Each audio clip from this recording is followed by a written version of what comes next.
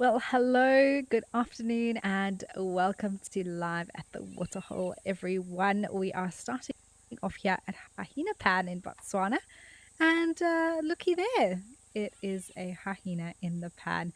I do love it when that happens. Well, a very warm welcome to all of you watching. My name is Amy, and I'll be with you for the show today. So nice to be back sooner than expected. And it's hopefully going to be a wonderful day across the waterholes. Time for us to relax, enjoy, and of course, chat to you. Speaking of which, if you'd like to send through any comments or questions, please do so. And you can do it through a variety of different ways, whether it's the Wild Earth website or the app. You can send them through there, or you can chat to us in the YouTube chat stream to use at AFC, or you can join the conversation on X using the hashtag Wild Earth.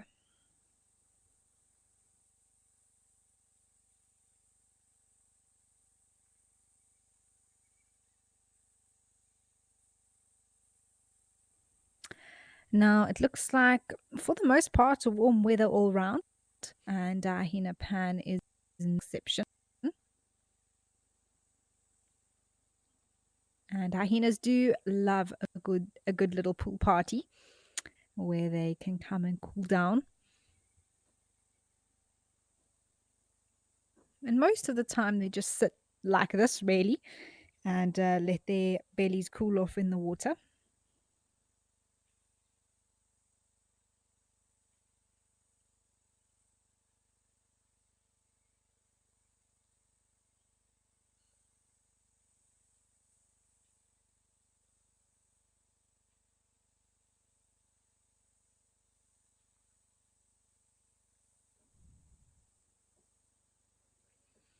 Ari, lovely to have you with us. You're watching from the Netherlands. That is fantastic to hear. Mercedes, lovely to hear from you as well. And yes, happy Wednesday indeed. I can't believe it is almost the end of October. I feel like it just began. I know people say that all the time, but it just feels ridiculous that it's going to be November on Friday.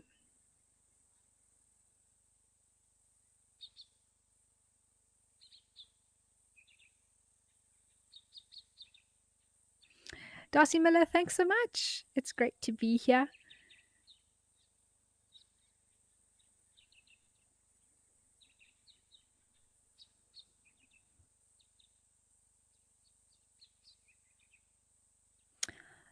Okay, cool. Let's head over to Lentori, and apparently a baboon's arrived with a little one.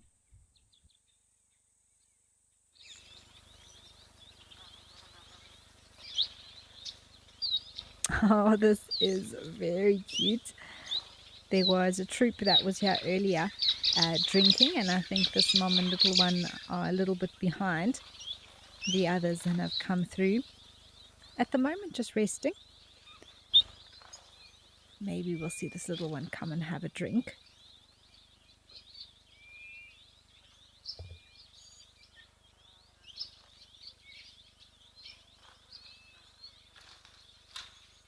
Oh, there's a few around.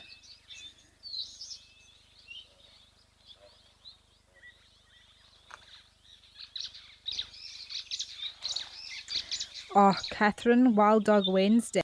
That will be amazing. I remember that. Was it last week? The week before? I don't know. I can't even keep track. But I know that a few weeks ago, we had wild dogs at Rosie's Pan. And that same day, we also had, was it lions? I can't remember, but it all seemed to happen all at once. It was an amazing show. Oh no, it wasn't lions, it was the croc kill. Yes, that also happened on Wild Dog Wednesday.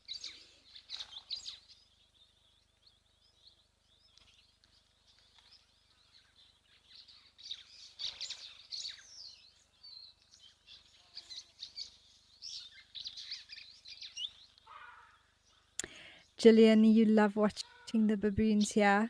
It is wonderful. I think anything comes to this waterhole, it's just such an eye experience. I love this location. I love that it's under these big shady trees. And oh, there's two having some fun.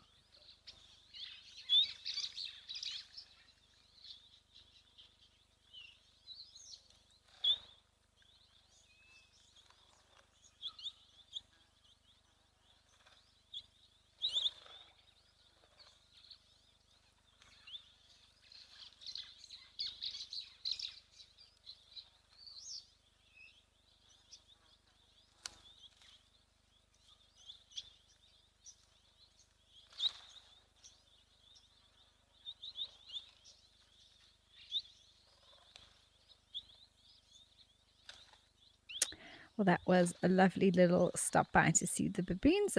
Let's head back over to Hyena Pan.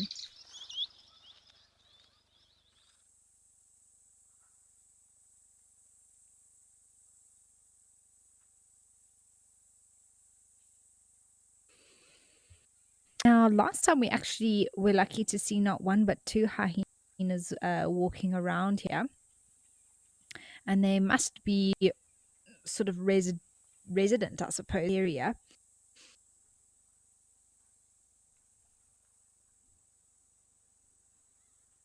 But clearly a spotted hyena.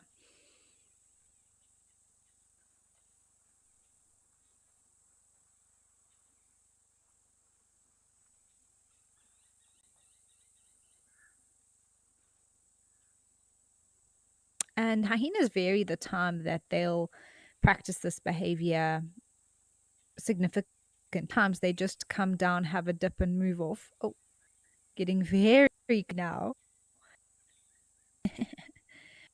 Times they'll uh, pretty much up in the water.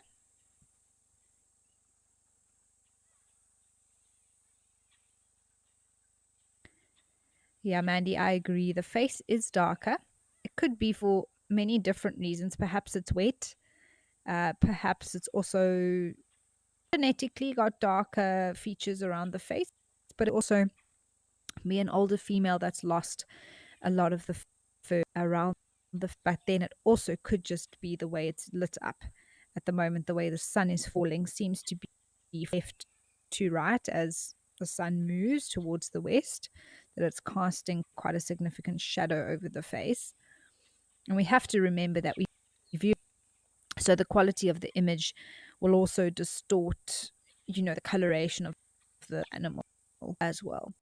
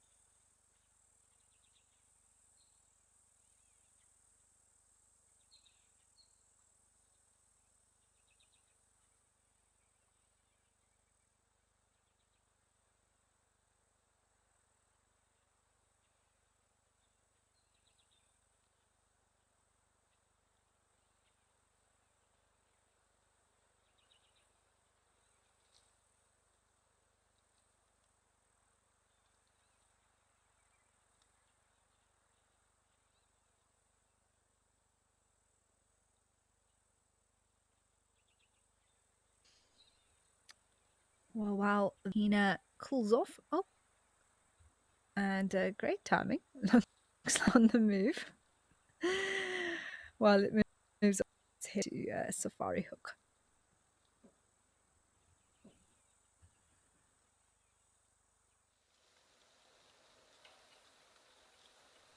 Ah, there is a black stork.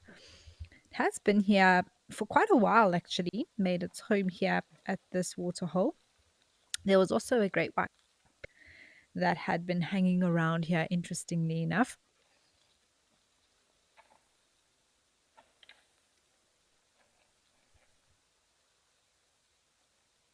Jan Mello, thank you so much for saying hi, and indeed, happy Wednesday. I always feel like once we get to Thursday, the week is nearly over. I don't know why. There's still like 4 more days, but including Thursday. But Wednesday does just seem to feel like that first bit, especially for most of you who have normal working weeks, that you on the tail end towards the weekend.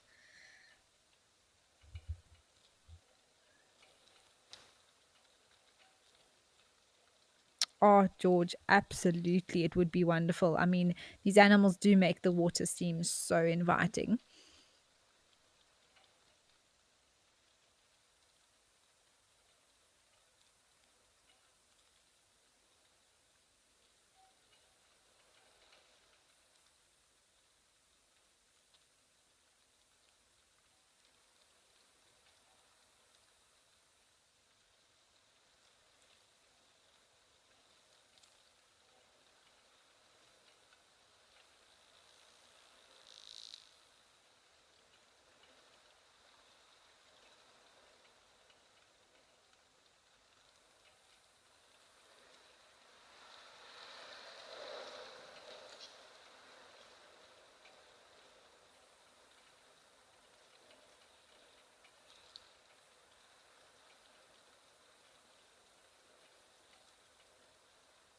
It's interesting to me that the elephants haven't made an appearance at either Safari Hook or Hyena Pan.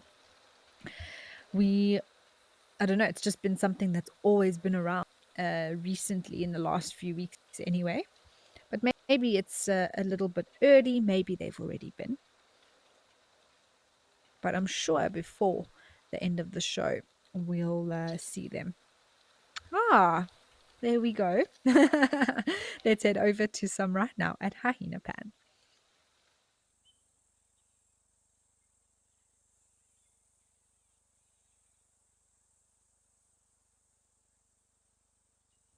Okay, so apparently this herd is arriving towards the waterhole now and may actually be the reason why that hyena got up and moved, which makes purpose. Does look like they've had a bit of a splash somewhere, but maybe on the far side of the waterhole and are now moving around. Oh, there's another herd arriving that haven't been to the water yet. You can see the difference in their coloration of the skin. But perhaps that they love to drink from the trough that's on this side. Oh, they are sweet little babies. So maybe the other group was wanting to head towards that. But look how excited they are to get to the water.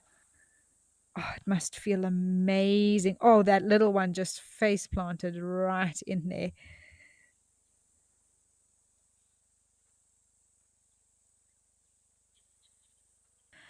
Julie, I mean, if it gets to a desperate situation, I think there could be conflict between two herds. But with so much water around, there's no real reason for them to have any conflict or, clear fighting.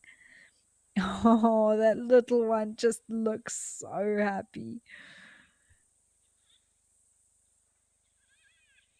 As you can see there was a bit of communication between the herd that had come from the water and the new one arriving.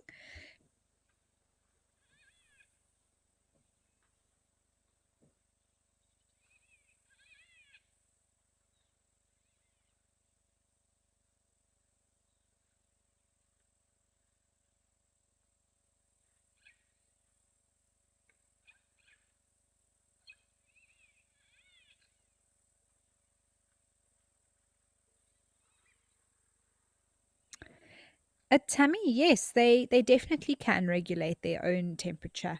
Any mammal that's born would be able to do that because they are endothermic creatures and not exothermic. Like, for example, reptiles that need to actually absorb energy to regulate their temperature. So even a young or cub or pup would be able to produce their own heat in their bodies rather than relying on it from an external source. That doesn't mean that they're not vulnerable to heat exhaustion or even hypothermia. In Africa, that's not really much of an issue with where we find these animals per se, but they definitely need more care and assistance with that.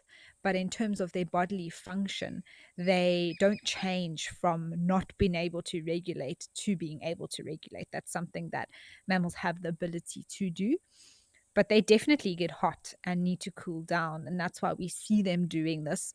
And that's also why sometimes babies do die in extreme circumstances where maybe resources are lacking, including water, and their body just gets too hot and their brain can't function. So it is a consideration. In extreme cases, babies are far more vulnerable to succumb to something like that, but they still have the ability to control their body temperature.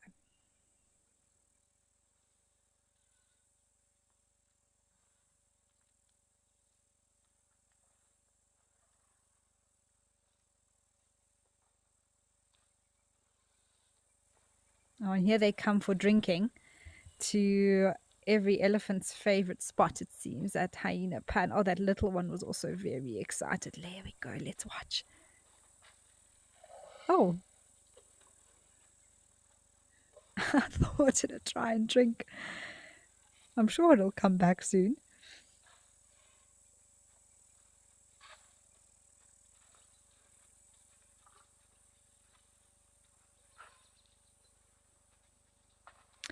Tell me it's true. The little ones, it is sometimes difficult to be able to reach mom's teats, especially when they are very newborn, but they do manage to do it. Um, that teat does become, the mammary gland does become quite swollen, and they're able to just reach with the mouth as they lift up the head.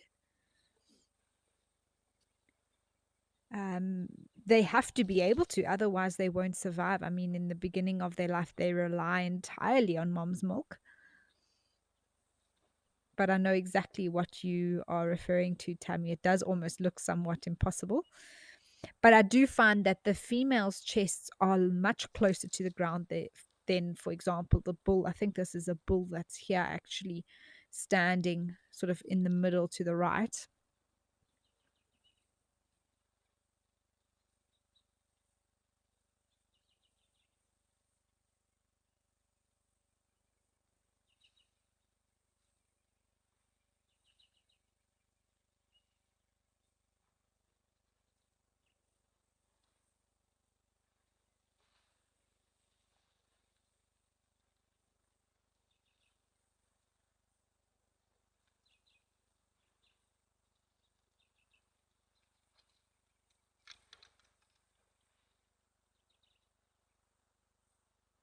Oh, hello, little one. Oh, it's also quite fluffy, isn't it? Lots of hairs there on its body.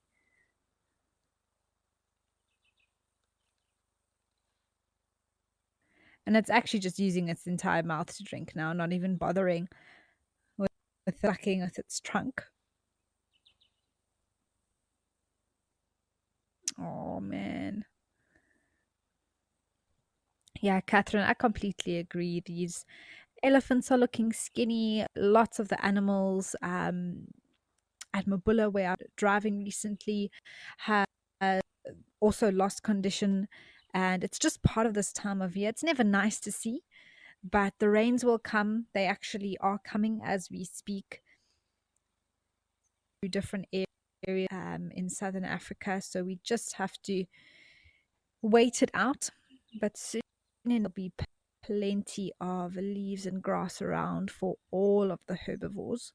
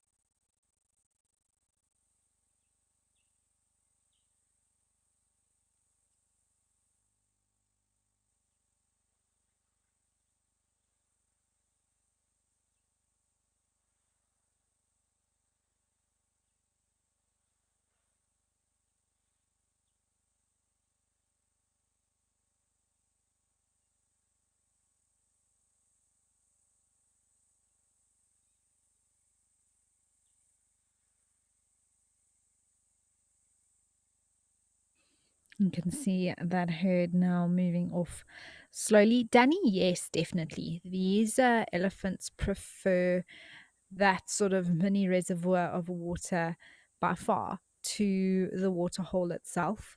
And that's because there's beautiful fresh water being pumped into that trough, mini reservoir type thing. And we can clearly see at the water holes where water is provided in this form that the elephants will drink from there but go and splash themselves mud wallow in the sort of natural forming um, source of water that's right next to it. And they do that over and over again where they'll splash and swim in the larger water hole, but then come and drink from that little trough. That's not to say that they don't ever drink from the pan or the water hole that's surrounding the trough, but it is something that we know they do and have seen being done multiple times.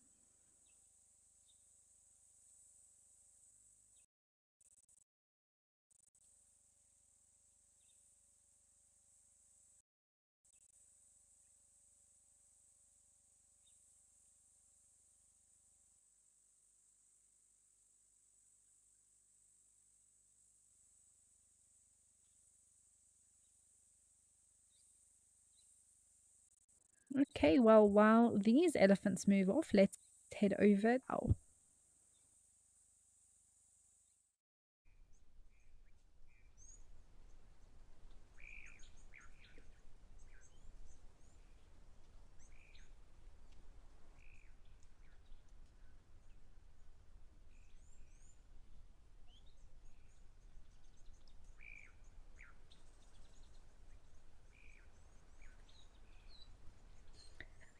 well, some more Ellies. I thought today we might see quite a few of them with the heat being what it is. Darcy Miller, that's so interesting that you're asking about the spacing of the hair of the elephants, and it is true. I believe that because it's sparsely or low density hair, the follicles are very fast spaced from one another. That helps draw heat away from the body. And it apparently assists with heat loss about, I think it's 5% or so, but if there's a wind or a breeze, it can even help keep the elephants cool by 20%. So that is fascinating to me. That's and I think such a large-bodied animal can gain take long, I think, to gain heat. Once it does have that heat, it can take a while for it to then lose because the body mass is so huge. And that hair and the hair that comes body apparently draws the heat away and helps the body lose it when it's needed, which is, I learned that very recently. And it's just so funny that you asked that question. But yes, apparently the hairs do it with that.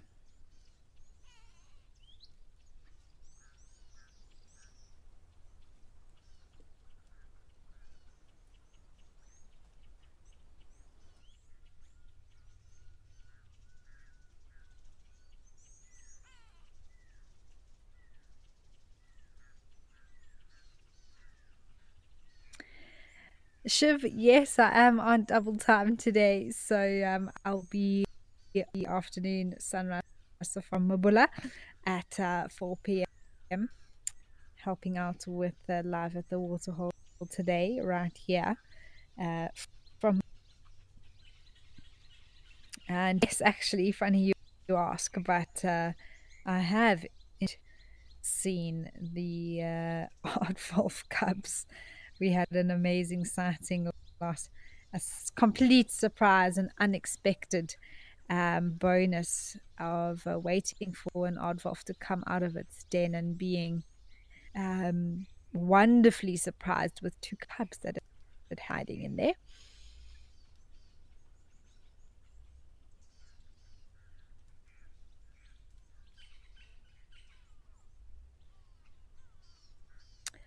Rosie, Adley here well. So good to have you with us for the show.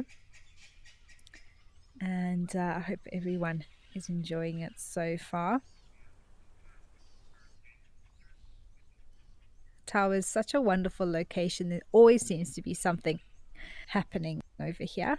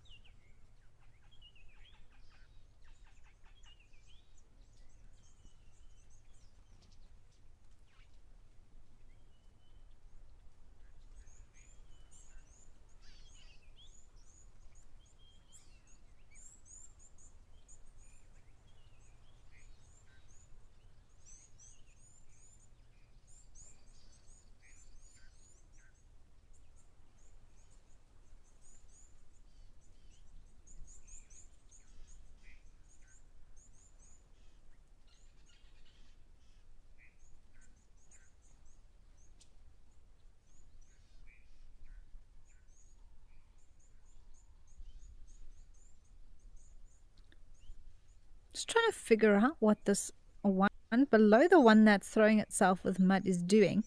If it's just resting, is it trying to dislodge some mud with its tusks? I think so. It looks like it's been digging with its tusk there. Oh, definitely. Look how much mud is on its right tusk.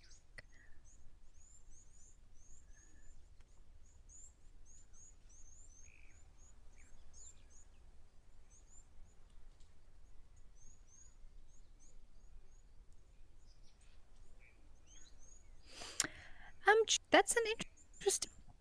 I would say if they bull, they would eat it. There wouldn't be a real reason to not. Um, they can dig out water plants if they wanted to, no problem.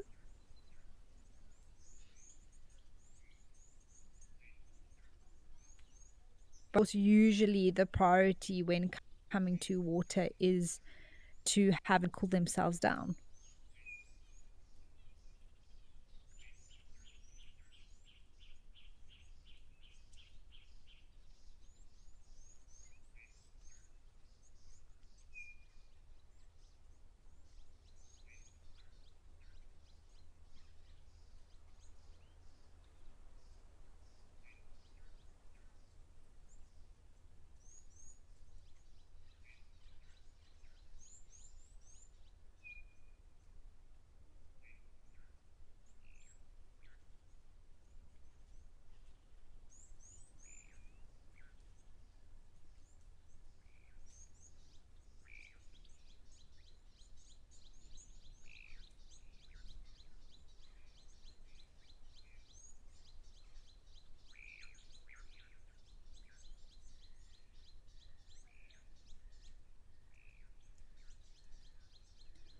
It's so interesting. Oh, wow, look at that dust storm. Whoa, that's almost like a full on tornado. That is unbelievable. I mean, it's not rotating extremely, extremely fast, but it is a clear spiral. I don't think any animals are in danger of being swept up and thrown about, but that is just incredible. I've never seen such a huge one. Do get small ones in the Kruger that I've seen. Little, almost, I suppose, a cyclone um, would be the best description.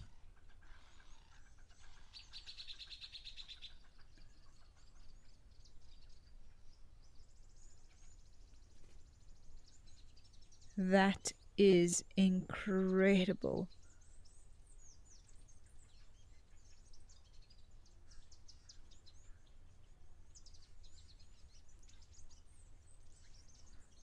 It's really a little bit freaky. Almost, you can't believe that it's natural, but it is. It's just the way the wind is spiraling like that.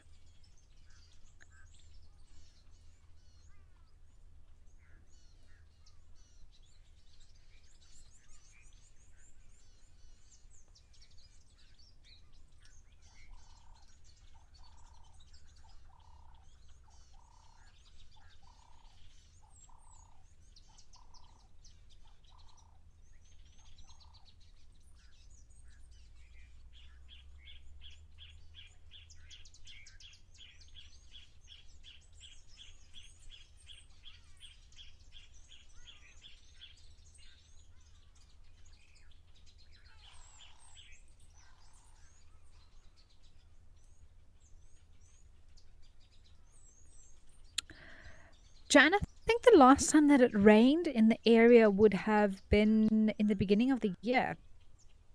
I may be mistaken. There may have been another bit of rain sometime after that, but that is sort of the very limited wet season. Although the rains do come now in summer for the Madikwe area as well,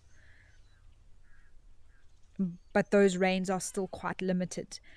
Usually towards the peak of summer, January, February, even into March.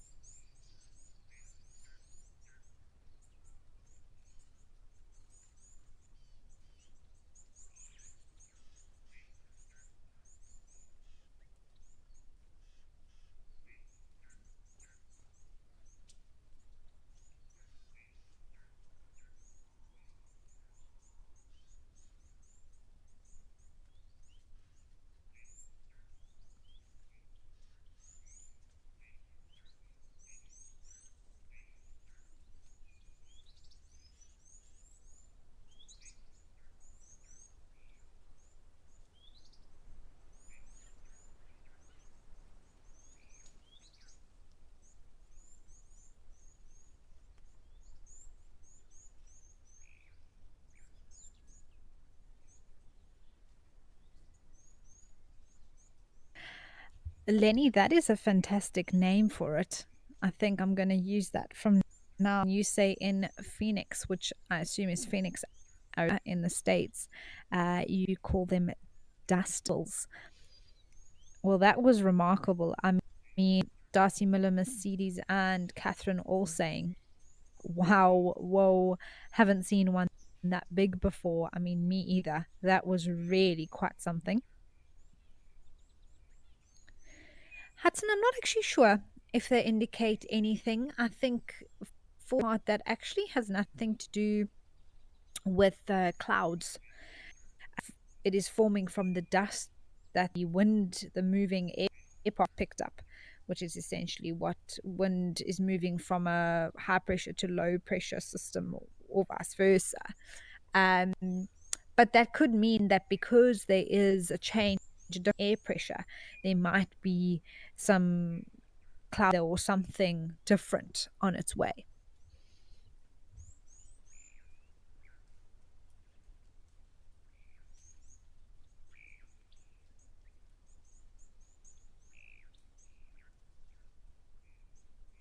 One's getting in a nice scratch there, getting slug.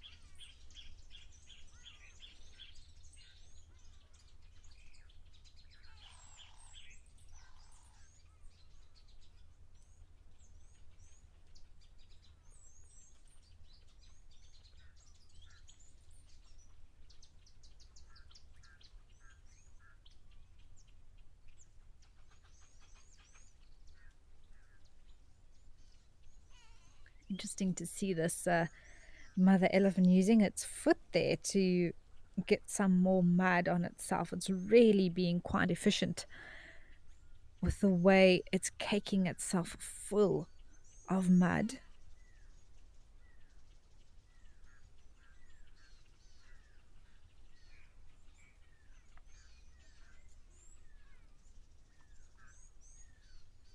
The one in the back is still enjoying it, rubbing part, sort of a multi use with different heights. Perfect for under the leg. That one's perfect for the face or behind the ear. There's even a lower one. Maybe it'll go there next for behind ankles.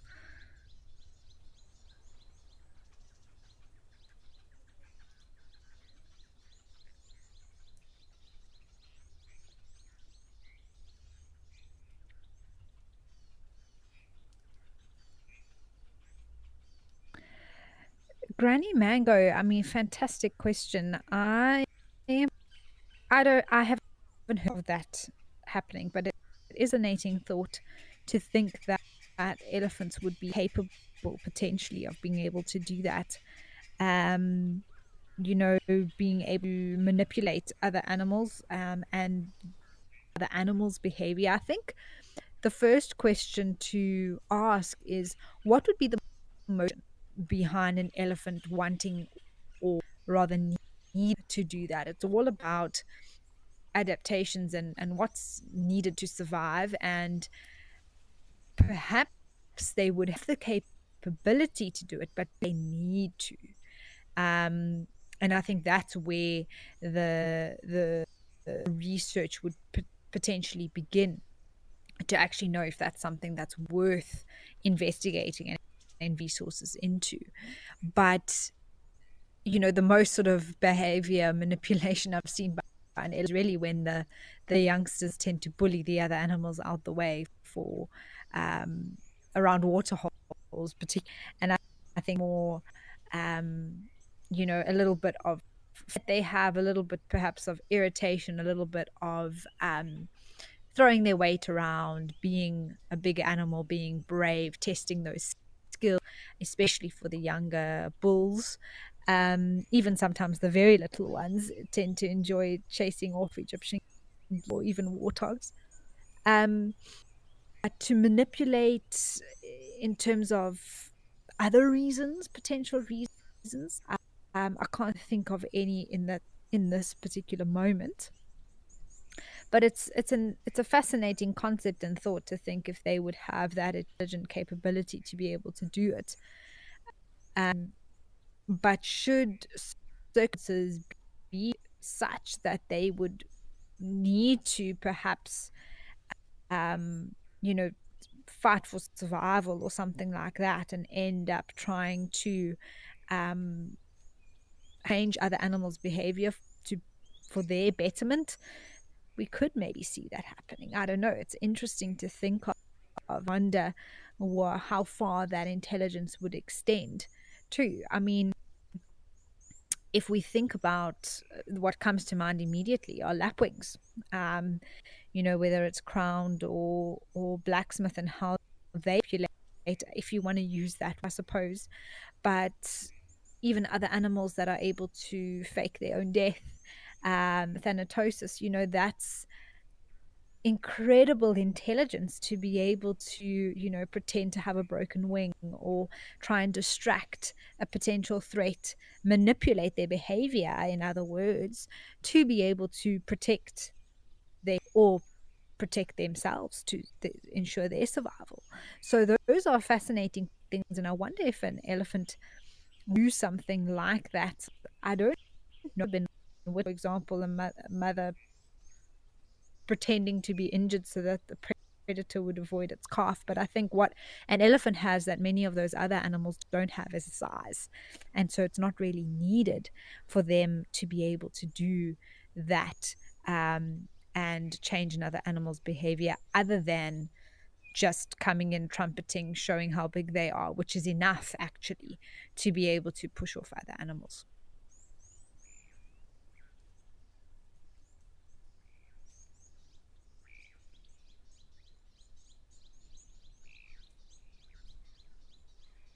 Okay, one is turning into an elephant kind of day.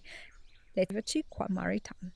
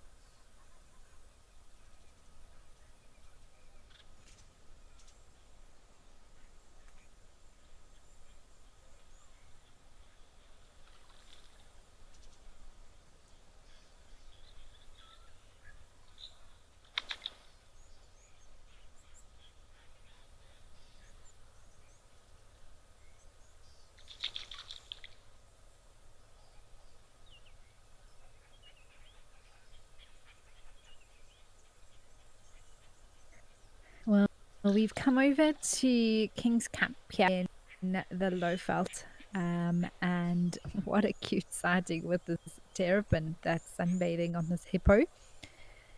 And actually, not something we regularly see here at King's Camp is a hippo.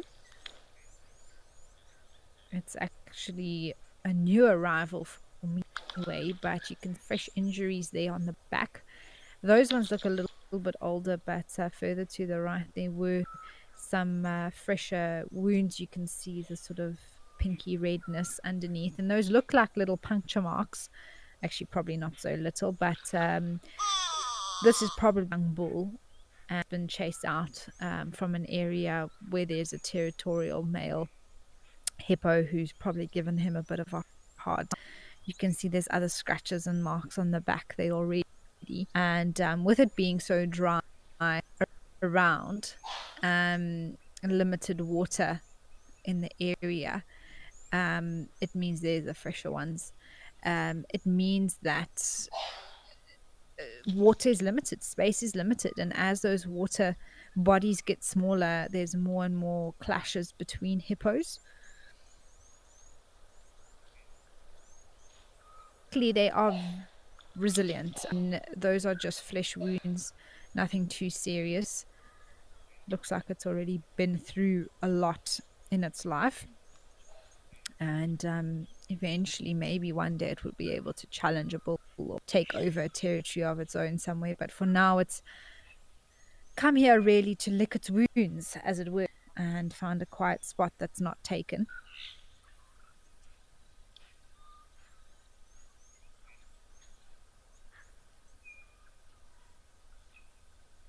Yeah, we see exactly that. It is a refuge for this hippo.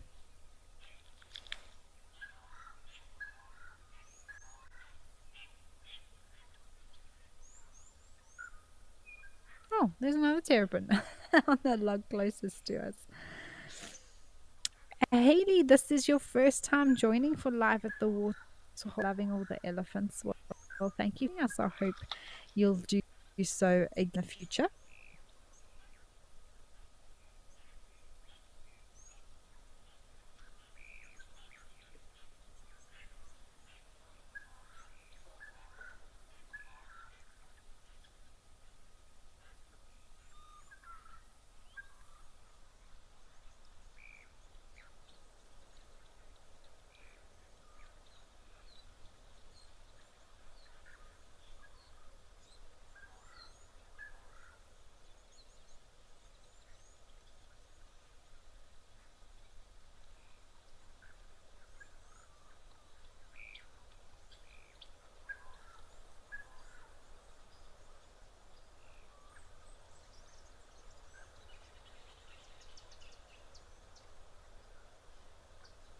Interesting to watch this pin moving with its little feet.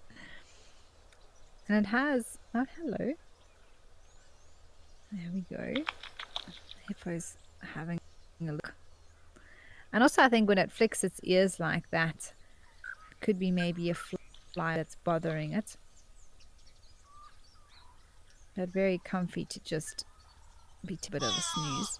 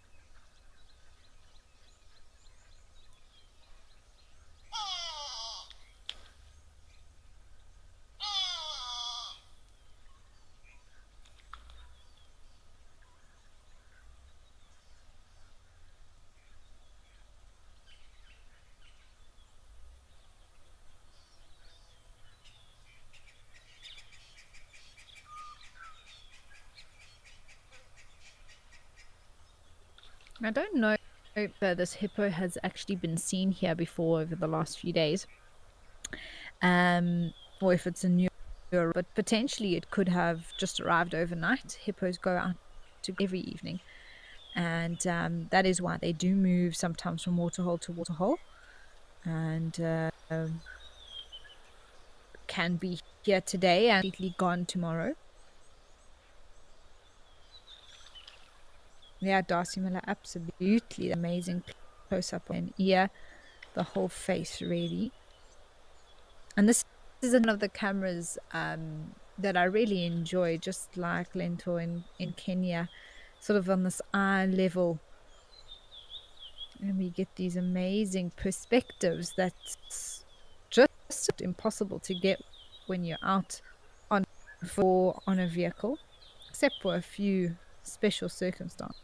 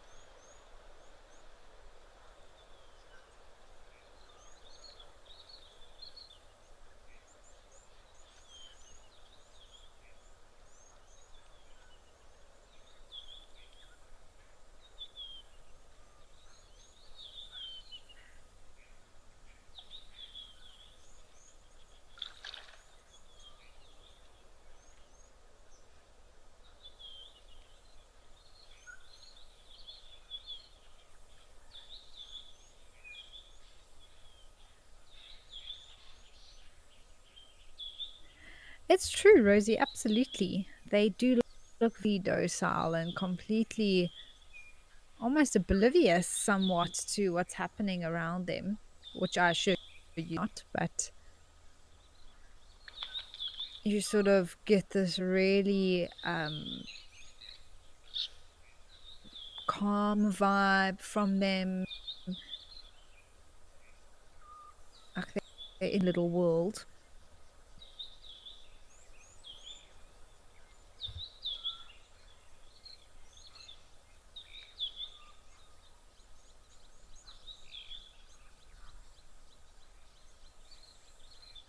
And after all, it is their comfort zone. It is where they feel the most itself, I would say. Just, that's why they can be very aggressive when they're out of the water, like something is between it and the water.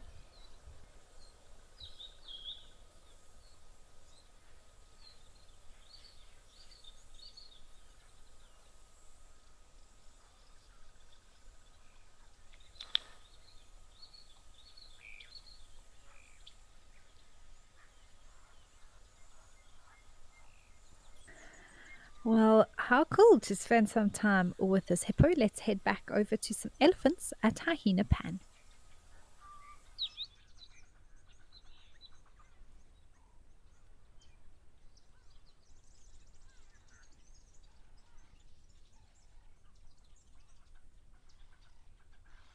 The water in this pan is really looking so beautiful with the reflection of the sky today.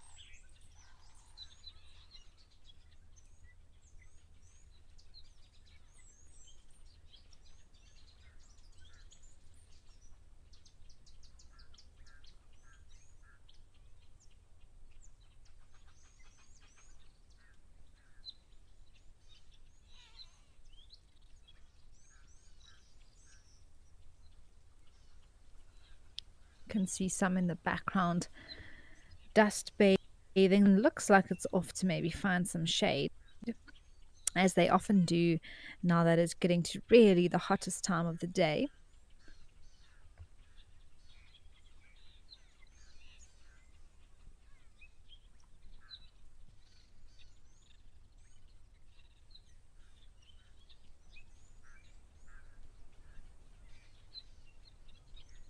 And every time we visit here, there's more and more green leaves appearing. I can see just where this elephant bull is standing. Some leaves on these mopani trees are popping out.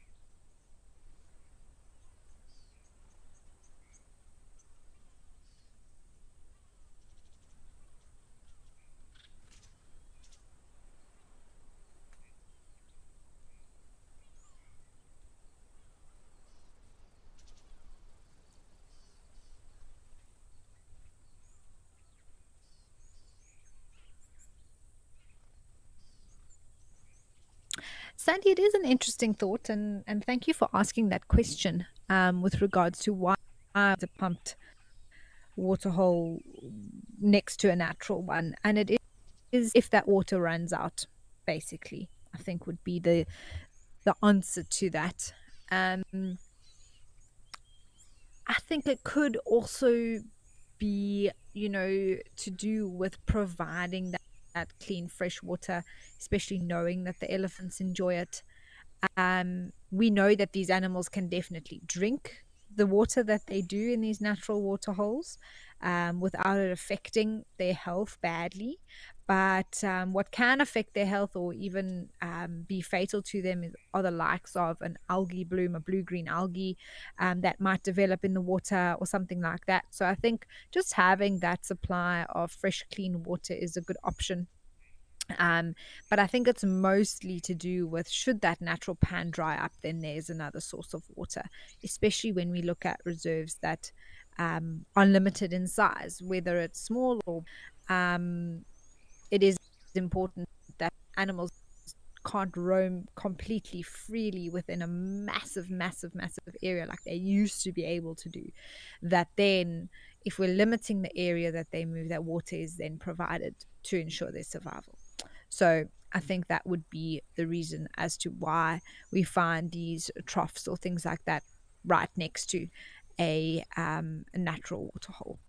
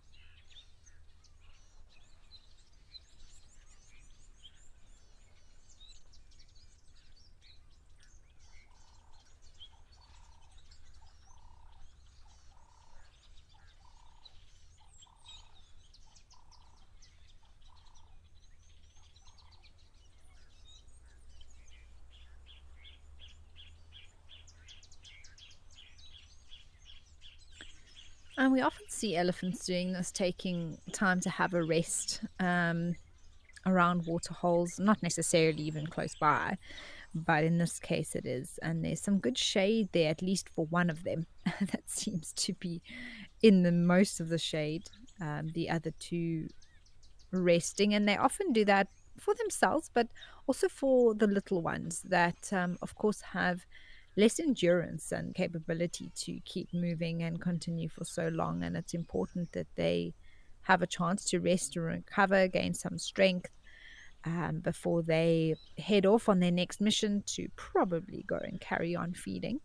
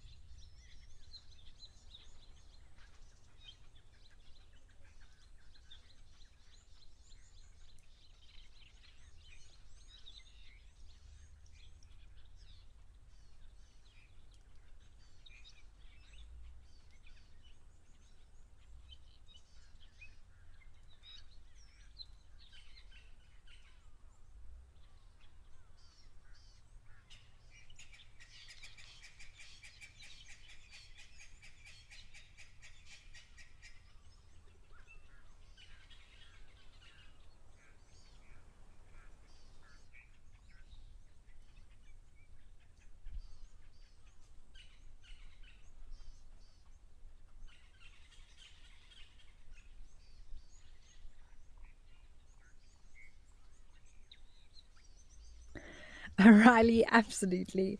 It does make one very calm and thinking of how these elephants are resting in the shade, very comfortable, no worries or cares in the world. They've just had a lovely, nice cold drink. They've splashed their bodies. They're feeling good. This one's resting against a tree.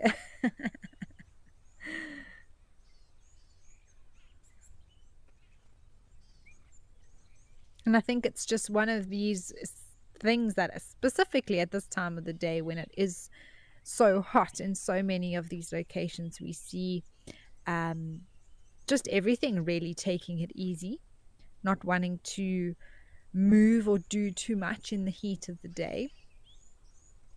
But it also means that sometimes we get special surprises popping in at the waterhole because of the fact that it's so hot, and water is a wonderful thing to be around when it is warm.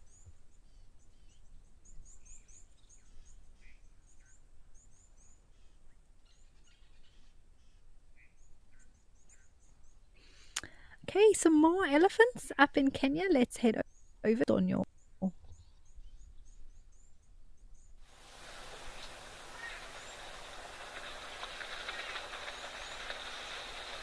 Oh, this is wonderful. It's always amazing to watch a big elephant bull approach the waterhole here.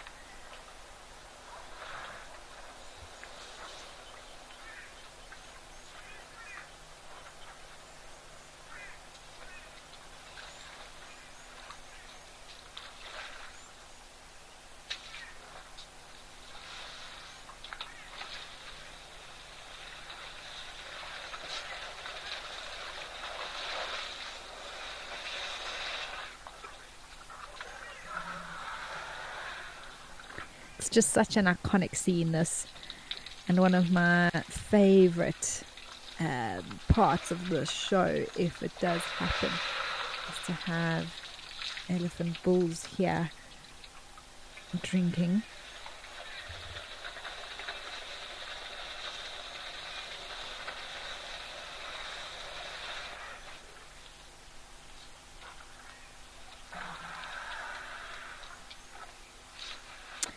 Judy, I'm so glad that you're happy to be back here. Yeah, I believe it has been a while since the show's visited Oldonyo. I think the feed's been a little bit tricky, but I'm glad we could have this moment here with these elephants.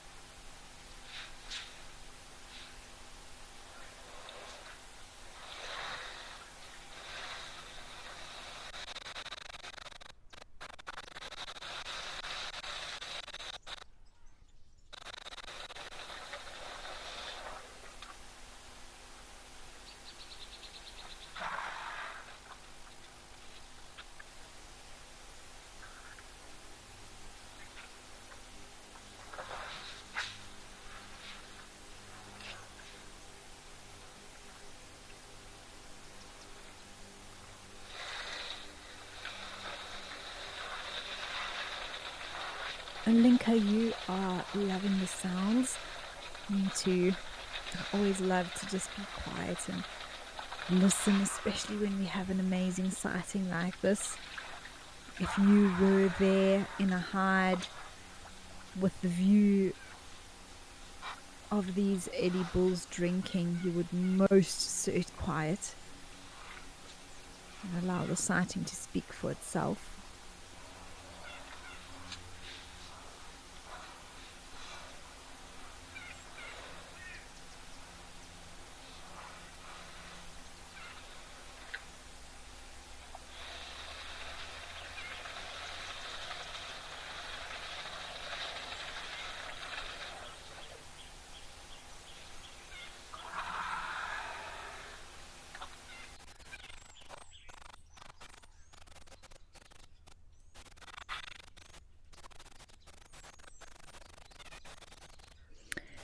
Kim, it often does look like that, doesn't it?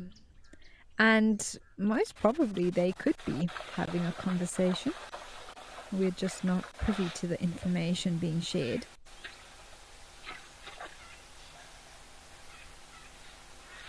Many times their communication is at a frequency that we can't hear.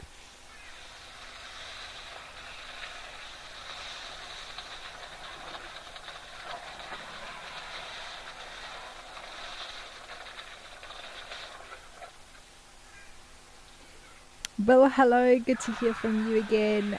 You say you were hoping to see 1 ton here, as I'm sure many viewers are, but you are just as happy to see these boys. Me too. We got 1 ton here, was it last week in one of my last shows, which was fantastic just to have a brief view of him, know that he is around and well. For those of you who may not know, 1 ton is a name of a well-known elephant bull. He has a iconic set of really big tusks and is a very frequent visitor to this waterhole.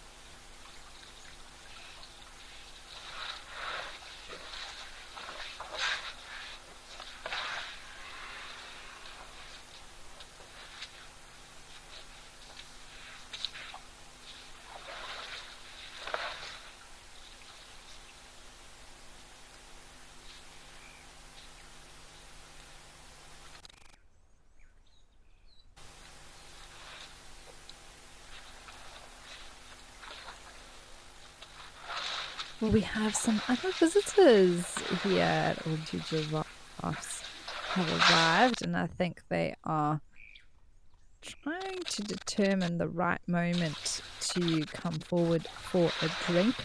Riley, yes, the sun rays in the background are really dramatic, and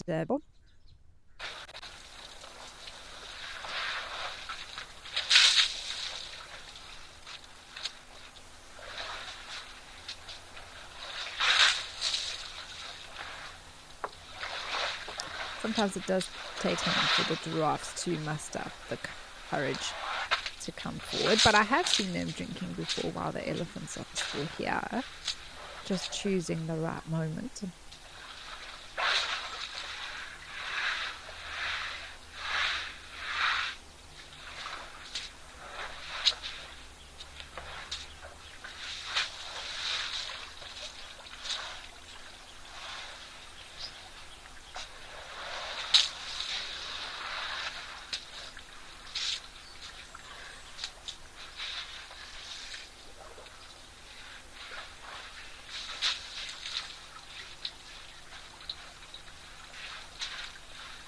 There we go. Oh, that was a near attempt.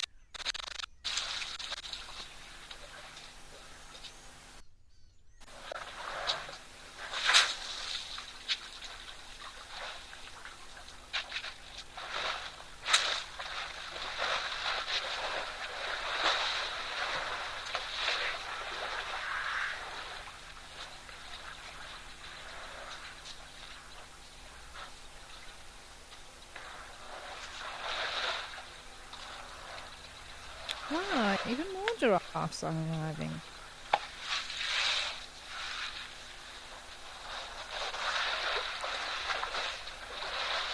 Look like the elephants are done as well. Deciding that it's all right, we'll give the giraffe some at the water.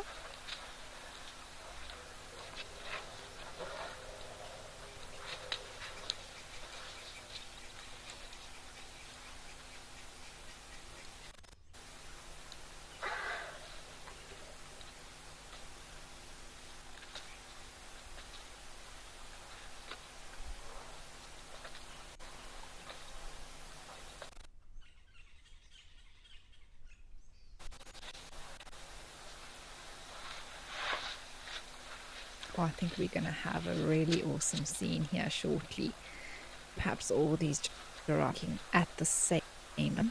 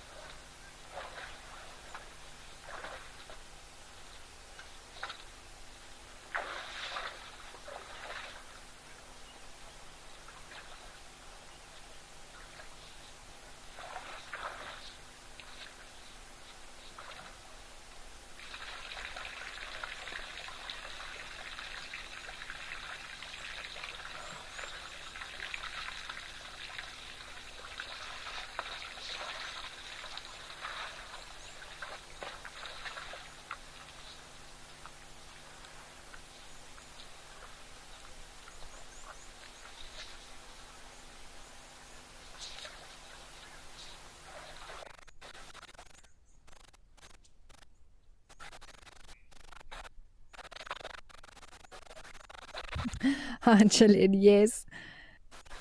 Clearly, the giraffes worked together to push off 4 big elephants. I mean, they're really chuffed with themselves. won't tell them that it's the elephants that decided to move, not their presence that blew off.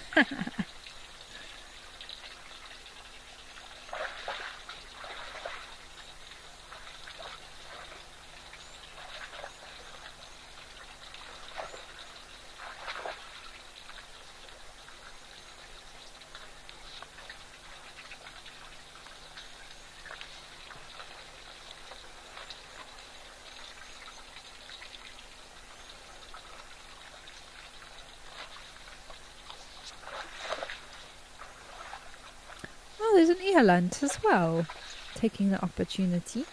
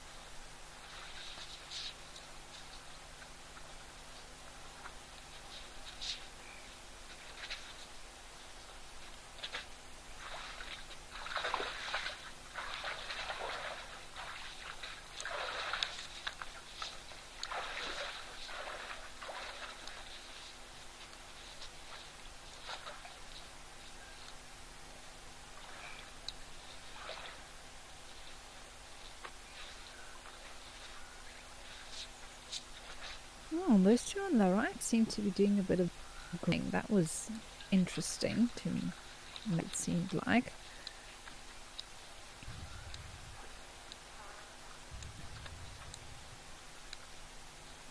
It's always interesting to see the behavior. There were 7 giraffes, I think, in total there, and this eland, that's an undercover giraffe. Looks like a younger female, just by how long and thin those horns are, and also the smaller dewlap.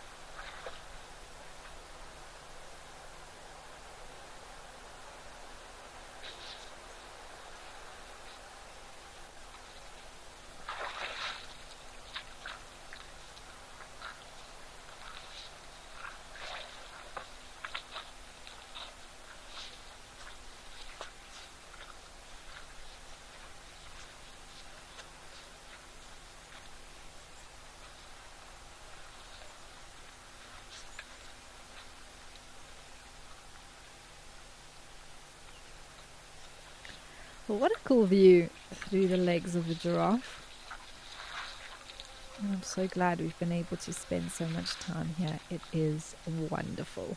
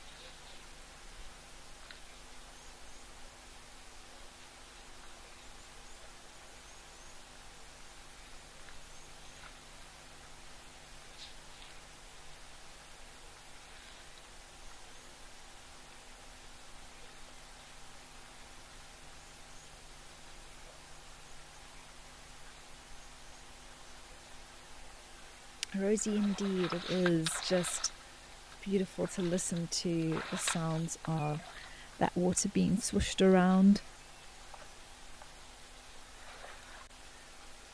And the way the sunlight is falling on these giraffes as well is also so beautiful.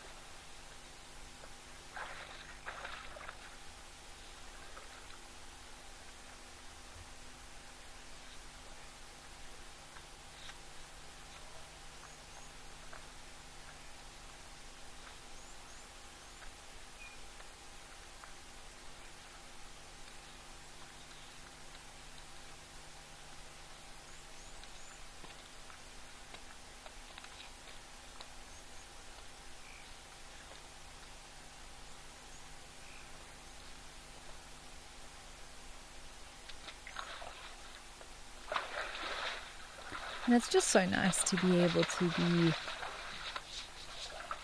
sort of quiet and enjoy and watch and observe the behavior of these animals. And when they group together, I always am wondering why, when it comes to giraffes, they don't have a fixed social structure that we are necessarily aware of, and it seems they form what we refer to as temporary association. Although there is new research being done in that regard and trying to see if more permanent bonds are not actually there, which we perhaps don't think are permanent, but they could be associated with particular individuals regularly over a period, which is fascinating stuff. Of course, the bond between mother and baby. Is there a bond between bachelor herds of males that form, or is it really completely random? But there is perhaps more order to the giraffe social structure than first thought to be. But I know they tend to congregate, especially groups of males, when a female starts to emit pheromones that attract them to her. And that could all mostly is to do with her season to be mated with. And it sort of draws them in, although only one will end up mating with her. And sometimes the males actually have to compete for who gets that right.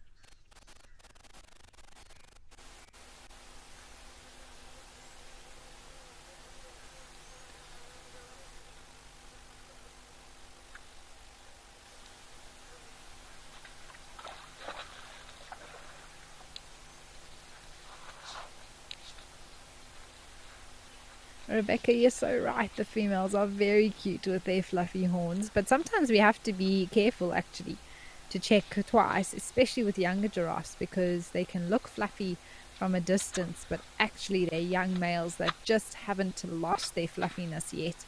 And when you look closer, the tops are starting to push through as bald.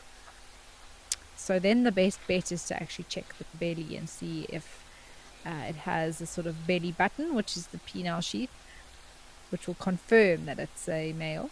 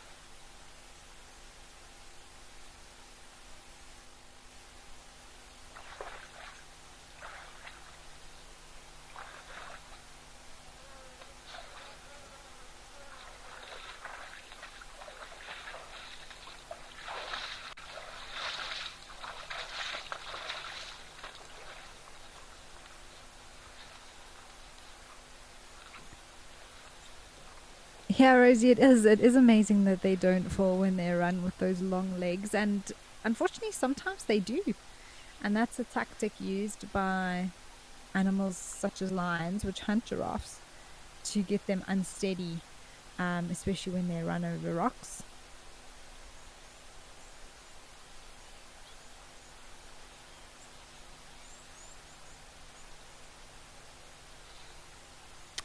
Sandy giraffes have a lifespan of anywhere from 20 to 25 years on average. So that is round about how long they live for. Of course, that's an average, so some will live shorter, longer if they are to die from natural causes. This giraffe, is it just me, or does have a very big belly? Maybe it's just the angle that we're looking at from.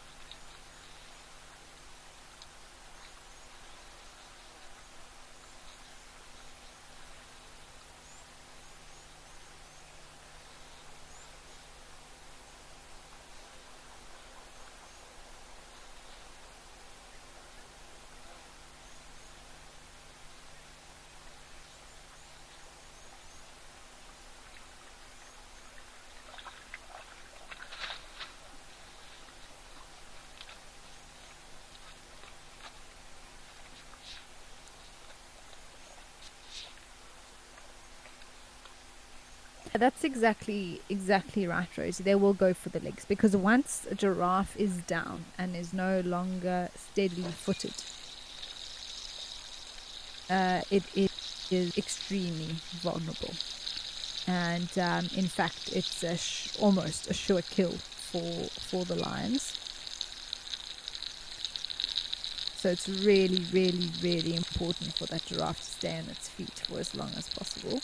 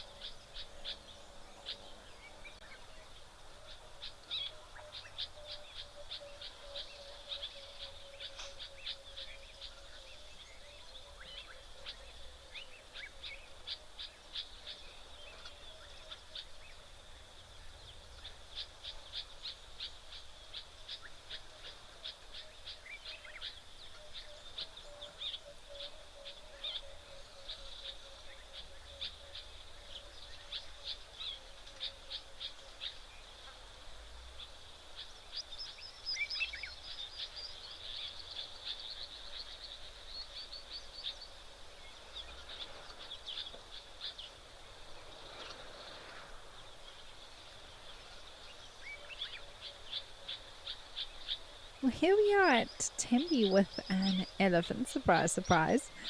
But just look how green the grass is. Oh my goodness, it is amazing. Now, there has been quite a bit of rain coming in from the coast to KwaZulu-Natal and where Tembe is in the northern parts. But you can see the fruit of that is just this beautiful greenery that is flourishing here. And soon, soon, soon, the Lowveld and other regions will be doing the same. Interesting to see how this elephant's using its foot to push the sand forward into a pile so that it can use its trunk to throw it on itself.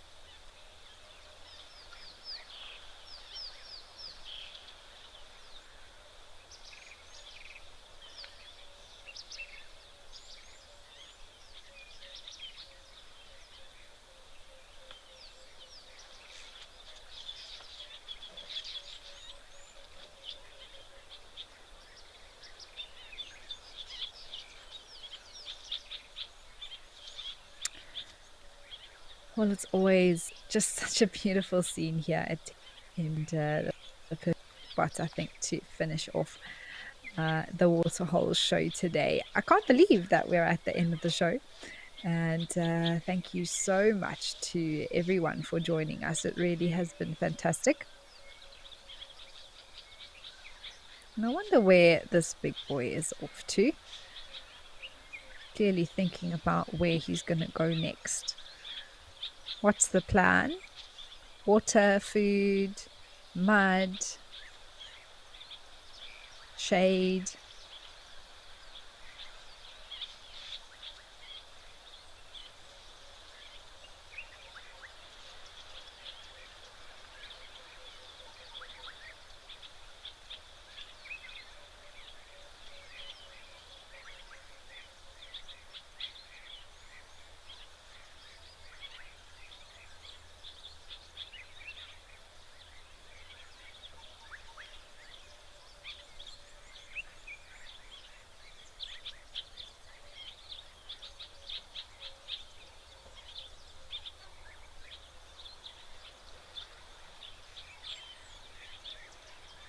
Now, remember, everyone, that coming up this afternoon is the Sunset Safari at 4 p.m. And we'll also be having the kids drive for the first hour of that. So all kids are welcome. And yes, Live at the Waterhole will be back tomorrow, of course. To all of you who have joined us today, thank you so, so much. And also for all your comments and questions. It was wonderful to chat to you all, and some interesting topics of discussion, from elephant intelligence to social structure and everything. I hope that you all found the show very relaxing and informative, and it's been a great addition to your Wednesday, whether it's the beginning or the end of your day.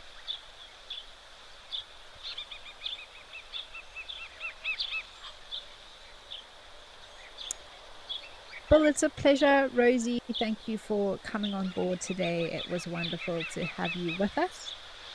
And for those of you who are going to join the Sunset Drive, I will see you all out there. From myself and the team here at the Waterhole Show, it's goodbye for now.